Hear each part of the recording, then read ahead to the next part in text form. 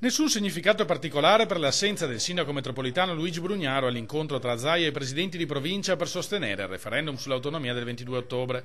Purtroppo non posso essere ovunque, puntualizza il sindaco, ma con il cuore e l'anima ero lì. Noi c'eravamo, è soltanto che io delego completamente a Zaia di gestire questa partita.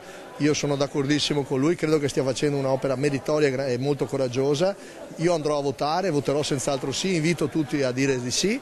Quanto sta facendo il Veneto, sostiene Brugnaro, non deve essere interpretato come in opposizione a qualcuno, potrebbe anzi diventare un esempio per il resto d'Italia. Per noi non è un referendum contro qualcuno, tutt'altro, è un referendum che deve valorizzare i vari territori. Nel nostro caso noi possiamo pensare alla nostra storia, alla Repubblica Serenissima, a Venezia, alla prima Repubblica d'Europa libera. E questo pensiamo che possa succedere anche in Campania, possa succedere in Sicilia, nel Lazio, negli altri territori. Noi crediamo che costruire un paese partendo dalle proprie eccellenze, dando la possibilità a tutti di avere un'autonomia.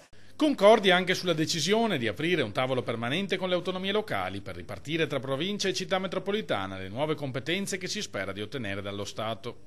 Saranno le città metropolitane il futuro del lavoro e il futuro della competizione. Noi abbiamo la fortuna di avere la città di Venezia, nello statuto abbiamo messo che qualcuno dica che non facciamo niente, i soliti abbastanza sfigati perché poi di fatto si offendono ma portano abbastanza sfortuna.